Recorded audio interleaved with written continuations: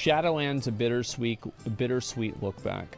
This video got recommended to me, and I figured I'd take a look at it. I don't know if it's going to be any good or not, so we're just going to have to wait and see. This video has like pretty much no views, so it could be like really bad, or it could be really good. World of Warcraft Shadowlands, an expansion for a game that is growing pretty old yet manages to retain a large player base and is seemingly immortal. Though the marketing was solid and there was a lot of hype being built up before the release, why did the expansion feel so average? A bittersweet look back. I'm Mantas, and today we're delving into the distant lands of Azeroth, or should I say the afterlife of Azeroth, a realm in which you are judged on the life you've lived. With November 28th being marked as the Dragonflight expansion release date, I thought it'd be a good idea to glance back on the past few years of Shadowlands and reflect on the experience that we as a player base have received. I love World of Warcraft. I really, really do. It's a game that's been with me for over half of my life. It's a long time. I first achieved level 10 on the 13th of January 2010 when I was only 12 years old, and I've just turned 24. I've loved the game since it launched. It's so fucking weird for me to listen to guys get nostalgic about Wrath. I'm like, what the fuck? Like 2010, like, yeah, it's just like, oh my god. Has it really been that long? Although not every aspect, but I think everyone can agree WoW is different to what it once was. And I'm not nostalgia chasing. I think games need to evolve in order to grow and stay relevant and introduce new players, and new systems need to be tried to see if they work or not, to keep things fresh. There is a sect of players who will always prefer the original game, which I believe is why WoW Classic was created, and another example is old school RuneScape. That being said, well, OSRS is different because it has changes and it gets new content added to it. But yeah, there's just some people that are always going to like the old game. That's just the way it goes. Having these modes of play allows you to experience the difficulty and the game for what it once was when they first released, or around that time. And I do think that is a good thing in essence, because it caters to a certain player base that prefers that style of play, but it also means being more difficult than the base retail version kind of forces players to be more socially interactive, in essence being more of a MMO RPG player as opposed to just a RPG player. I don't really think that's true. I think that retail WoW is just, in pretty much every single way, a lot harder than classic WoW. I think you might be able to make an argument that leveling in like classic, like vanilla WoW, is harder than leveling in retail WoW. But outside of that, there's no content in Shadowlands that's easier than content in Burning Crusade or Wrath of the Lich King. Like, difficulty is just, it does not exist in these old games. They are min-maxed to death. The mechanics are just simply easier. And I think we see with the buffs, they buff Naxx 30% damage and health, and people still roll it over in blues. The shit's easy. That's all there is to it. So I don't think the old game is harder at all. And I think Blizzard's done a really good job of at least trying to keep the player base interactive with each other. An example of this is War Mode, and I know a lot of people will most likely disagree with me, but I have a lot of fond memories of being in Nazjatar, where the Horde base was very close to the Alliance base, which meant that at random times of the day, there would become raids of Horde players and Alliance players on either side, pushing each other to and from their respective bases. And yeah, this was because of the quest. You would have a quest, and if you did the quest, it would give you a certain amount of conquest points, etc., right? That's just the way these kinds of things work. It just makes sense. And yeah, I think that was a good thing for sure. I like War Mode. I think War Mode was a very, very good addition to the game. It's too bad they didn't do more with War Mode in Shadowlands. That is actually where I got my Horde Slayer title for the very first time, and that type of interactivity between players and the world, and I guess the faction building as well, is what forms those core memories that really help people immerse themselves within the game, and also provides a lot of enjoyment, because the PvP... I do think that in MMOs, interactions with other players are in general more memorable than interactions with the game itself. Like, especially inside of an MMO. I think that there will be exceptions, like, I'm trying to think of a few of them, like buying your first mount, right? This is usually a personal accomplishment, but people usually remember it. With Final Fantasy, people have, like, you know, high points in the story for the game. But I do think that in MMOs, the real memories are made with other players most of the time. Not always, but most of the time. Isn't forced on you. You can simply fly past or ride past these two massive groups of players fighting each other and just take no notice. But Yeah, exactly. when you have yourself immersed within this game, within the faction ideals of we must kill the Horde or we must kill the Alliance, seeing a large group of what could potentially be your friends gives you that sense of pride to jump in and try and help out, and you may turn the tide of battle. But to add on to this, the feel of war mode definitely changed within Shadowlands. Personally, I didn't feel the connection of why should we fight coming right off the bat. Well, that's because you're not even in Azeroth. You're like, why would the Horde and Alliance care about who has control over Maldraxxus? It's completely fucking irrelevant. And so, like, you don't have, like, a lore reason to have this area. Like, for example, in Nazjatar, it made sense because there's an entire storyline that's built around a rivalry between the Horde and the Alliance against against each other and against Ashara. So it would make a lot more sense. And you also had the battle for Nazjatar and other stuff as well that kind of drive people into doing that stuff. I don't really think that you need a faction conflict narrative. I think that all you need is, like, those are the other guys and this is our guys and we're just going to go kill them. I don't know if Horde and Alliance are intrinsic to that, but I just think that, yeah, having a, you know, our group and their group does help for PvP contentions.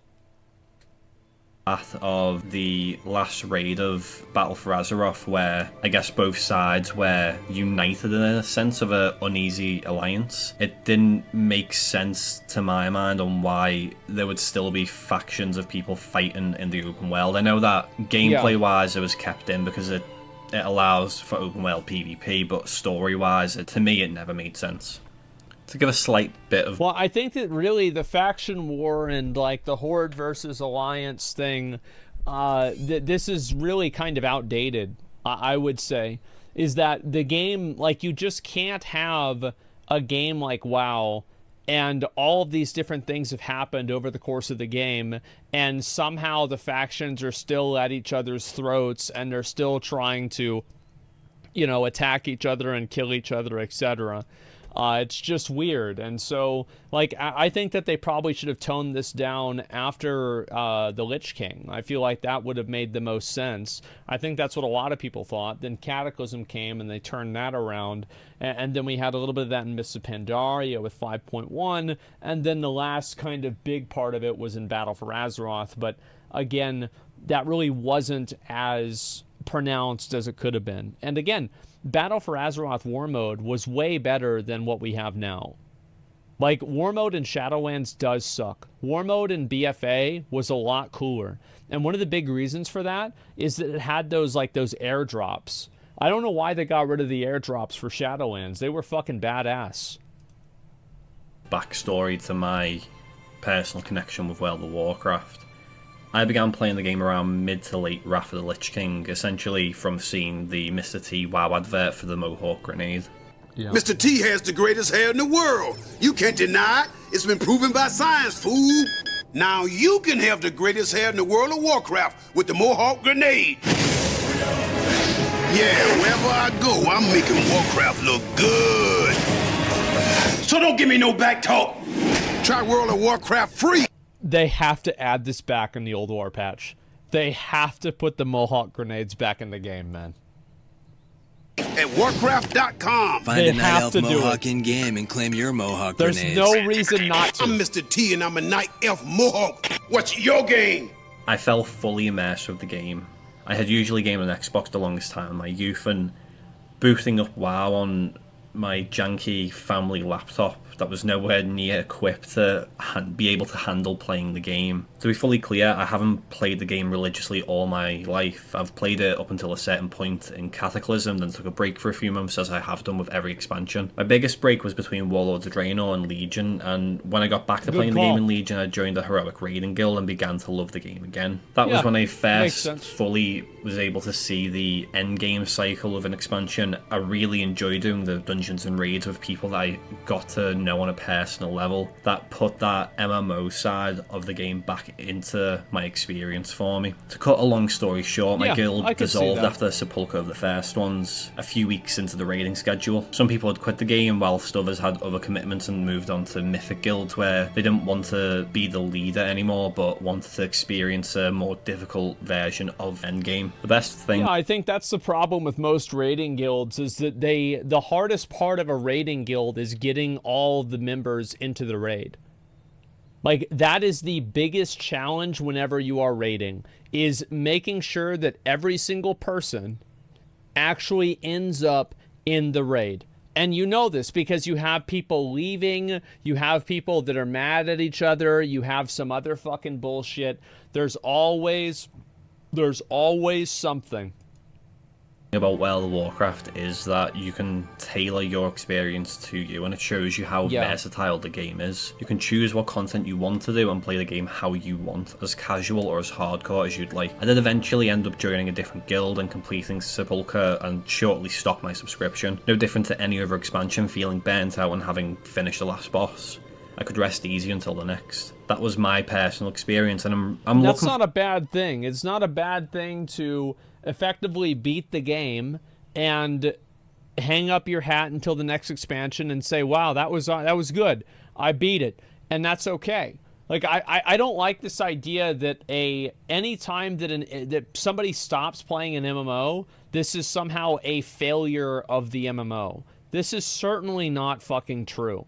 MMOs have ups and downs. And I think Final Fantasy has embraced this very much. All of the players know it's like, yeah, a lot of people aren't subbed all the time. They come back for whenever there's new content, and then they play other games whenever there's not. And if you want my honest opinion, I think that's a good thing for the game, because people aren't looking to make Final Fantasy their one game. They're not trying to make Final Fantasy the one thing that they can do for 12 hours a day, every single day, for 3 months. Because whenever they don't do that, then the game doesn't have to try to add in all of these weird time sinks in order to make people that want to play it all day happy. Because I think that's what happens, is that I think a lot of the things in WoW would probably be a lot easier to get if there wasn't so much of a focus on people not playing the game for the entire duration of the patch. And this is probably a focus by not only the players, but also the leadership of the company. But in general, I think that it's a good thing for people to come back and then leave and then come back again, because it takes pressure off of the game. It means that the game doesn't have to be like the one solution for all of your entertainment needs. Forward to Dragonflight. Although the hope is fleeting, not sure if it's because the way Shadowlands launched wasn't perfect due to COVID, or if because in the back of my mind I'm finally getting ready to let go of the game, with Dragonflight serving as a kind of redemption for me. Just before I fully talk about Shadowlands, I want to put a small disclaimer. When I speak about this, they are solely my opinions, and it will only relate to the PvE content of the game, as I do not participate in the PvP as much as I have in other expansions, so it would be a moot point for me to talk about them. I suppose the best... I think the PvP was an increase. I've said this before, I think PvP was an improvement from BFA. Like, I like PvP in Shadowlands more than I liked PvP in BFA. PvP in BFA was horrible. I hated it.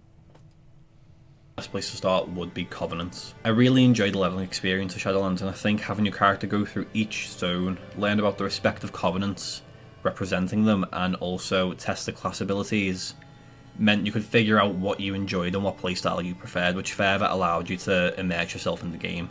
Yeah. To further on this, I think it was really good in the sense of each Covenant was stylistically so different from each other that it allowed you to not only enjoy the class fantasy, have faction pride, but also have Covenant pride in the sense of... I think that 3 of the 4 were unique. I think Maldraxxus was just better looking Scourge gear. Like, I didn't feel like Maldraxxus had its own unique look and feel. It just looked like if they release Nax again, this is kind of what it would look like. You can make your character look unique from any other character. An example is if you played a Night Fae Hunter, you would look completely different from a Venthyr Hunter. And a growing consensus around the MMO sphere is that the majority of endgame content after raiding and dungeons and PvP is fashion. The term fashionscape applies to Old School RuneScape, but yeah, that's the same with every game, right? Is people love cosmetics. Cosmetics are what drives a lot of people to do tons of different things, whether it's something like the mount from the Faded raids, or the one that we just got today, the mythic fucking Keystone Master mount. That's just the way this stuff works. But it's also present within World of Warcraft when people try to get different transmogs. And I feel like the Covenant system allowed for this to be more unique because you could have access to exclusive bits of gear that other Covenants weren't allowed access to. But even with these... I don't think that was a good thing. I feel like the exclusivity was... The reason why exclusivity is good is because exclusivity gives people the ability to stand out from something that they earned. Having arbitrary exclusivity is meaningless. A really good example of this is like NFTs. NFTs are artificially scarce for the reason of being artificially scarce. There's no functional purpose for them to not just exist for everybody at all times for all purposes. But they don't just because of what they are. So scarcity of these items and the rewards is what really matters the most. And I think the scarcity of this kind of stuff really didn't work very well, because it wasn't something that was earned. It was just a forced handicap that you had to decide, effectively pick your poison. Positives of cosmetics, abilities, zones, storylines, etc. I don't think Covenants translated well into endgame content. My main character is a Beast Mastery Hunter with enough spec and marksmanship. Going in, it was clear that the Night Fae Covenant ability was the best for DPS, and like shoot through a wall. The Covenant didn't fit in with what I wanted for my character to embrace stylistically or story-wise. Sure, it may... Yeah, I got lucky because I wanted to play Venthyr because I thought they were really cool, and Venthyr was the best one at the beginning. So I kind of got lucky with that. If I had to end up playing Night Fae, I don't know if I would have liked it as much. Make more sense lore-wise for hunters to go the path of the forest, but out of all the Covenants, I preferred the look of the Venthyr and the zone a lot more. Yeah. So naturally, I chose Venthyr and missed out on the Wild Spirits ability. Thankfully, the guild I was in wasn't biased and didn't require me to be in the top 1% of players, so this choice didn't really matter. I still performed well in raids, understood tactics, and pulled my own weight. But that isn't the case for a lot of people. Players had to choose to either fulfill their own character fantasy or blend in with the meta to be able to do endgame content at a decent level. Well, exactly, and you also have like it's a double KO, right? Because not only are you using something that is worse, but most people that use the worse Covenant are also worse at the game.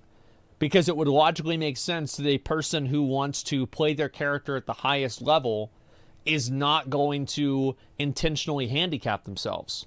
So it's like, I use this example with human priests in Classic WoW.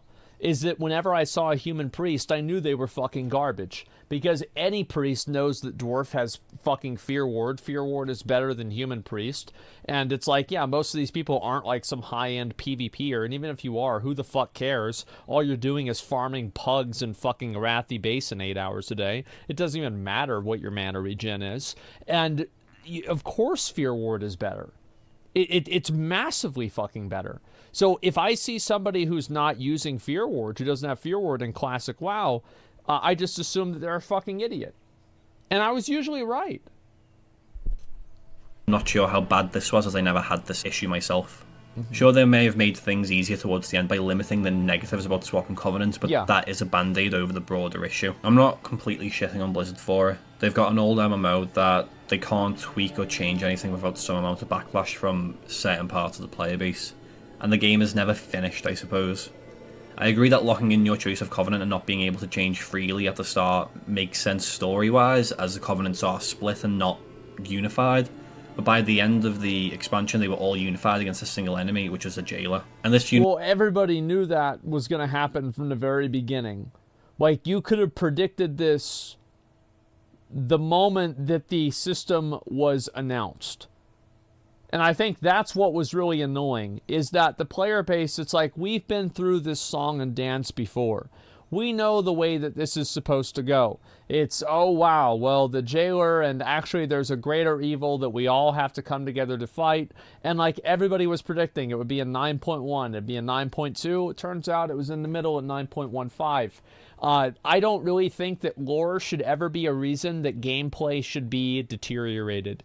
If there is a tug of war between gameplay and lore, lore should always lose. I don't care about lore if it makes the game play like shit, because it is a video game first and foremost. And if it's not fun to play, then who the fuck cares about the lore? Unification, in my eyes, should amount to being able to draw powers from each respective covenant, choosing one ability, but you could still stylistically have the option of representing any of the covenants. But I suppose that is a more cosmetic issue than gameplay issue, but yeah, I know everyone has their differing opinions on it. But at this current time, it's not exactly going to matter, as the Covenant system will be getting left behind and being replaced by what I can assume is a Dragonflight system where you can choose a Dragonflight to represent. Now, I'm not sure if they're going to be going with a more broader Dragonflight ability, or if it will be class-based abilities again. I imagine it will just be a more broader one, which will make it easy. I don't think they're doing either one. I feel like they're just putting everything into these talent trees. It's like the talent trees are the end-all and be-all for playing the game, and that's it. And I think that's a good thing, by the way. Blizzard, I think, has set themselves up to fail in BFA, in Shadowlands, in Legion, and not as much in WoD, but, you know, in those three expansions, Legion, BFA, and Shadowlands, they've set themselves up to fail because they've added in so many variables to combat that it's impossible to balance the game. You can't balance a class across Mythic Plus, rating, PvP, and open world content and just expect that somehow it's going to work out. Fuck no, it's not going to work out. And then also give them different covenants, conduits, soulbinds, talents, fucking tier sets, legendaries. Give them also tier set bonuses, trinkets, like enchants. Like you can't do this. Like it's just not going to work. Like Blizzard probably spent 90% of their time doing in Shadowlands, it seems, just trying to rebalance all of these little fucking levers because there's too many of them. Yeah, it's too much, man. Way too fucking much. Get a balance. So well, I did enjoy the story of each zone. The overarching story just didn't quite cut it for me. And also, like, another thing about it is that it's... You see that in Wrath of the Lich King, if you're dumb, it's not that hard to find a group. Like, you don't have to be a fucking wizard to play the game. And I think that, like, the amount of knowledge that a player is expected to have and be able to be working with whenever they're playing WoW is just way, way fucking higher. Like, you look at Wrath of the Lich King, it's a fucking joke. The game is a joke, and it's way more popular. And obviously, I think whenever Dragonflight comes out, Dragonflight will be more popular. But overall, I think that these classic expansions, if you look at the amount of raid participation, the numbers don't fucking lie. People love to raid in Classic WoW, and they hate to raid in retail. So what does that tell you? That tells you that there's a lot of people that probably wish they could raid in retail, but for whatever reason, they're not doing it. I know that a lot of people didn't like it, and the whole narrative ends on the, oh, but the jailer was actually the good guy, kind of. He just went about it the wrong way. There's a bigger bad out there, and he was just trying to help us defeat it. But honestly, I'll settle for anything that isn't an alternate universe storyline. They may sound cool, but Warlords of Draenor was certainly something. I'm looking at I would have actually preferred an alternate universe storyline, because that means at least it won't have an effect on the actual story. At least we can just throw away Warlords of Draenor after it was over and never think about it again. New Twitter integration patch. Torghast worked for some and didn't work for others. I was really excited about having a roguelike system within WoW, as those types of games can be fun. But for me, it felt... I hope that they continue iterating Torghast in Dragonflight and making it better and then adding different rewards into it. I don't like the idea that they just quit doing it, because it's sad that the Jailer's Gauntlet, which seems to be something that a lot of people generally enjoyed, that, like, so you finally got to the point where you made a version of Torghast that the player base generally agrees on is at least a tremendous improvement. Even if you don't like it, you can easily say that the Jailer's Gauntlet is a lot better than what we had before. And how is it that you spend an entire fucking 2 years making this, and then finally, whenever you get something that people like, you stop working on it? It's crazy. I hope that they keep making more stuff like Torghast, because I think it was a good idea. Nice to have some solo content. Yeah, exactly. Torghast was a chore. Well, it should have never been a chore. You should have never had to do Torghast every single week. It's stupid. Flat. It was enjoyable, and eventually it just began to feel like a grind. Yeah, of course. I done what I had to for the respective legendaries, but aside from that, nothing compelled me to try and do it more. Sure, I had a few sour runs where after 30 to 40 minutes I get to the last boss and suddenly I can't defeat it, so that time has just vanished. At the very least, games like Binding of Isaac are short and sweet even if you get far into a run. Content was another issue. I feel like, you know, like the one of them that I played a lot was Hades. I feel like a Hades run and a Torghast run, they're about the same. Torghast is going to be a bit longer, but they're not vastly different. Issue that a lot of people had. Content drought, that is. Whilst 9.1.5 fixed a lot of issues with Shadowlands, it released 11 months after launch. And I know it's not sustainable or possible for Blizzard to release content at a fast pace, but Jesus, nearly a whole year to solve all the issues. I understand COVID did delay things internally, but that's why I'm hoping Dragonflight is different. The fact that... Well, I mean, like, yeah, we've heard this before. The fact is that, like, yes, obviously COVID happened and they had that massive investigation. So, like, it makes sense that obviously Blizzard was in shambles during Shadowlands. We'll see if it was a fluke or if Dragonflight is better. I mean, I'm not going to say, like, oh, yeah, it's going to be better for sure. Everything that I've seen implies that it will be better. I would assume that it would be better based off of what I've seen. But I also haven't seen all of it, and we haven't played all of it either. The release date is coming so soon is what makes me feel a little bit uneasy. When it was first announced, I thought that the expansion would most likely release in 2023, but the release date being the end of November doesn't sit entirely comfortably with me, but that might just be me being a bit of a pessimist and drawing from past experiences to current situations. Well, this is what happened with Shadowlands, is they delayed Shadowlands because it was obvious that the expansion wasn't ready. Major gripe for me was the loot system. First of all, I'm happy that we have the Great Vault.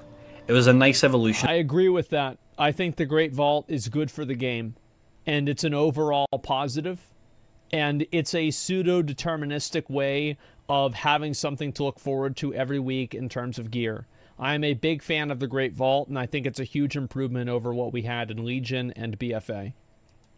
Of the weekly chest system from BFA, where you could choose what item you got depending on what content you did. Big good. But, and that's a major but, the game had an awful tendency to give you nothing or no upgrades for the bosses that you killed, and then when presented with the loot options, you had nothing that was an upgrade either. The amount of times I'd be trying to get tier pieces and end up with rings and then more rings in the vault is actually criminal. That's what I got this week. And I know RNG plays a major role in the loot systems of World of Warcraft. A lot of people in my guild were fully tier geared up within the first 2 weeks. It may sound like first world moaning, but I guess that's what this video really is. Another point... Well, I think also that would have never been a problem if the creation catalyst was in the game at the beginning. I find it to be very unfun that somebody can just get lucky in their Great Vault and also get lucky with personal loot, and they have their 2-set or their 4-set bonus on the first week or two of the expansion, and other people have to wait for the deterministic rewards to come in later on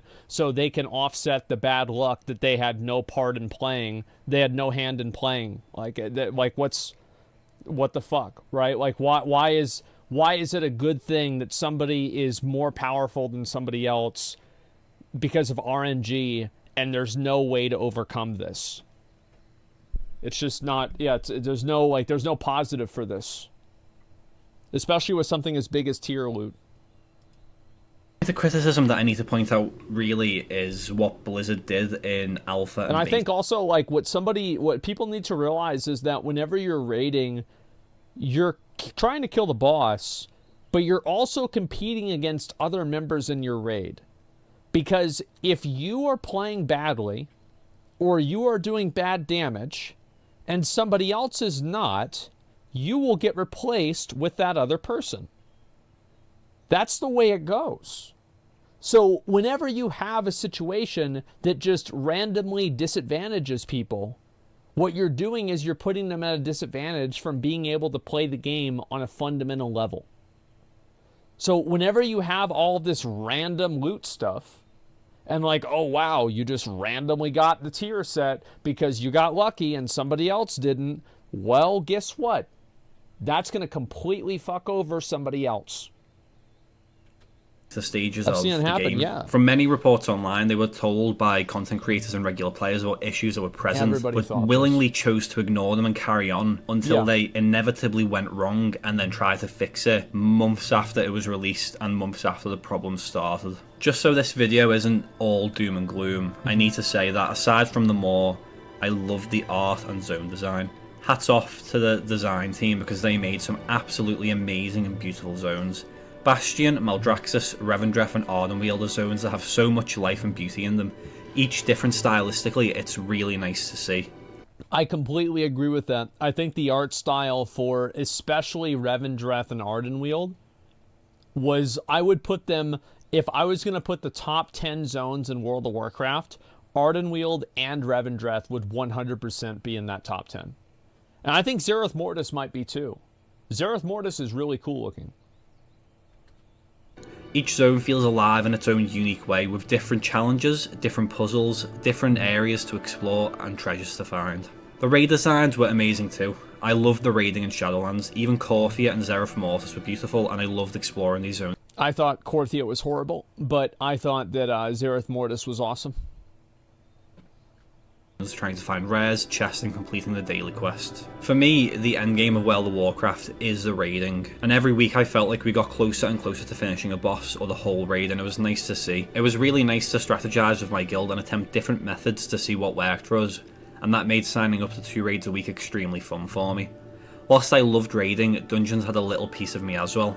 I thought they were alright, I loved the design and the bosses and the different mechanics they presented, but the added challenge of it just fell on deaf ears for me. Mainly, it was the loot problem. You could spam Mythic Plus and not get anywhere while loot, and at the end of the week, the vault had nothing for you either. I just felt... That's why you need Valor Points and a vendor where you can buy gear for Valor Points. The ironic thing is that Blizzard effectively solved a lot of these problems with Season 4.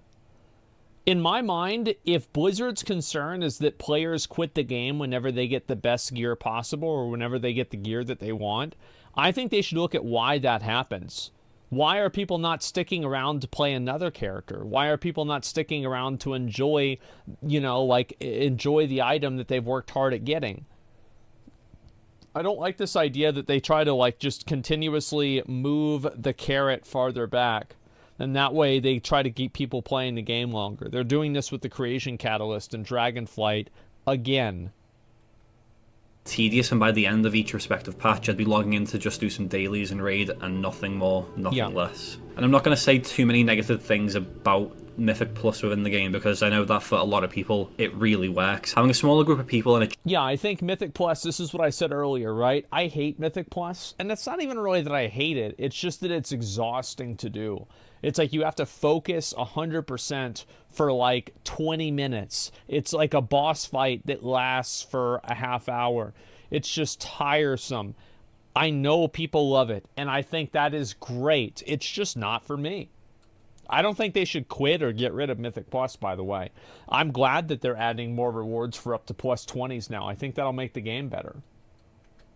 Challenging dungeon where the stakes are higher. Yeah, no breaks. There's more modifiers, there's more issues. Progressing through it and actually making it within the limited time that you have, it does sound appealing. It seems really, really fun, and even watching the Mythic International competitions, it looks like it's a really good part of the game, and I completely... I think that the MDI was a lot more interesting and way more popular in Legion. And the reason why I think it was a lot more interesting and way more popular is because there was less shit going on, number one. And number two, the big fucking reason is because more people were doing Mythic Plus. Do you want to know why a lot of people watch the League of Legends fucking tournaments and the Dota tournaments and the Counter-Strike tournaments? It's because a lot of people play the games.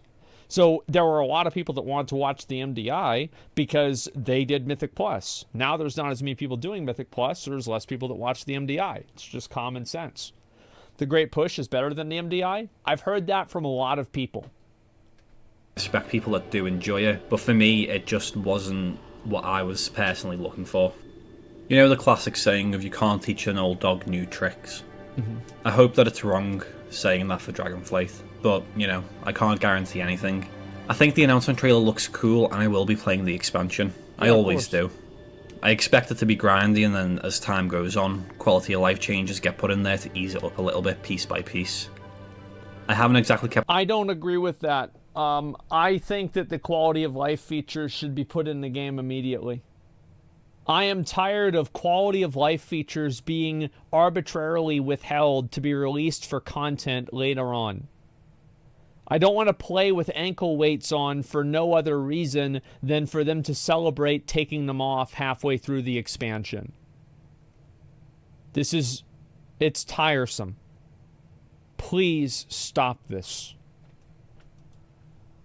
Up to date with the changes and new additions they're bringing into Dragonflight aside from the talent system overhaul, which I hope works out and brings more variety back into the game. Hence I can't speak too much on the new expansion, with me only being able to really say that I hope it's a good expansion. Yeah. That it's what Legion was to Warlords of Draenor. Exactly. The whole Dragonflight like Covenant type system looks alright, and I guess the story does sound interesting. It seems a bit more connected to Azeroth, which I feel like is something that lore-wise is really going to help immerse players back within the World of Warcraft. Well, they need to have badass characters. Like, we had Garrosh. Garrosh was fucking awesome. We had Illidan. Illidan was fucking awesome. Like, the more time that Rathian is involved in the story, I think the better. I think Rathian's fucking awesome. The other ones, I don't give a fuck about. I don't care about Alexstrasza. They nerfed her boobs. Ysera's dead. Nozdormu doesn't even do anything except for he kills himself in the future, and it's some weird fucking bullshit that doesn't make sense. And Kalagos has a new model, and that's kind of cool, but I don't really care. Rathian's the only one that's actually cool. Let's be honest. The dragon riding ability, from the little that I've seen of it, looks really cool, and the new race and class also seem really good, so I'm excited to try it out and, you know, have a play around, see what is fun, I suppose. But I will be making a video when the expansion gets released, so I can do kind of a first impressions on it. But that's all I've really got to say. This video was just a quick look back at Shadowlands, kind of reminiscing on some of the good times, but the average feeling was just present all the way throughout, really. If you enjoy the video, then please do like and subscribe to see similar content in the future. I'm always on the lookout for new games and new topics to cover, so if you have any suggestions, then feel free to drop them in the comments down below. But for now, thanks for watching, and see you next time. I think that, you know, like for a video, I mean, this guy's got 18 subscribers, right?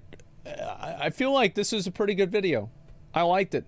Obviously, yeah, it's a W video. Like, he's just giving his opinion. I think it's important to see guys like this. I'll link you guys a video. You want to give him a sub or give it a like, you know? Give him a little bit of support. I think this is just, you know, it's an average player. He's just been playing the game for a long time, and he's talking about what he thinks about it.